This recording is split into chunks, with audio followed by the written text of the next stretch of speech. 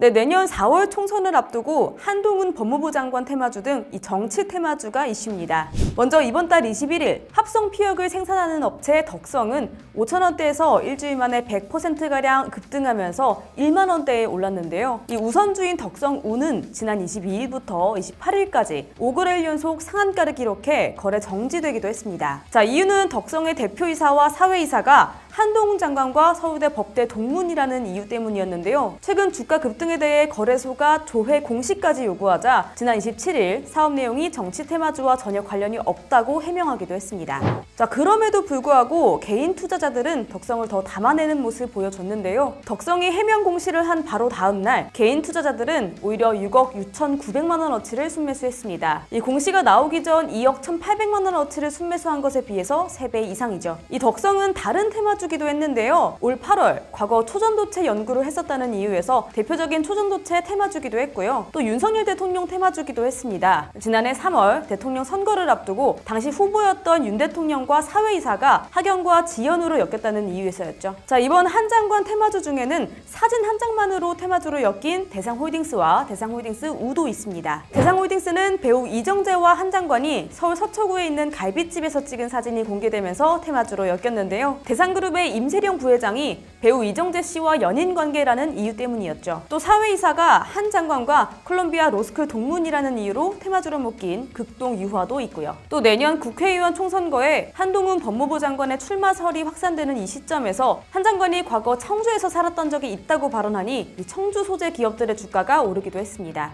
청주에 공장이 있는 깨끗한 나라와 본사가 청주 흥덕구에 위치해 있는 심텍홀딩스 그리고 영부화학이 해당합니다. 한 장관 테마주 외에도 조국 전 법무부 장관 관련주인 화천기계도 강세였습니다. 화천기계는 남광 전 감사가 조국 전 장관과 미국 버클리대 로스쿨 동문인 것이 알려져 부각된 것으로 알려지고 있습니다. 자, 시장에서는 반도체와 2차 전지가 주춤해서 주도주가 미미한 상황에서 이 개인의 수급이 반복해서 테마주로 몰리고 있다는 분석입니다. 고금리, 고물가 기조가 장기화되면서 대형주가 주춤한 요즘 이 테마주 쏠림 현상이 당분간 계속될 것으로 보고 있는데요. 자, 앞으로 총선과 대통령실 인사 개편 등의 이벤트들이 있을 텐데 그때마다 당분간 들썩일 것으로 보입니다. 하지만 다들 잘 아시다시피 이 사업적 연관성 없이 단순히 인맥으로 연관되는 경우들이 많아서 급등한 만큼 급락하는 것이 특징이니 또 투자에 유의하셔야 될 것 같습니다.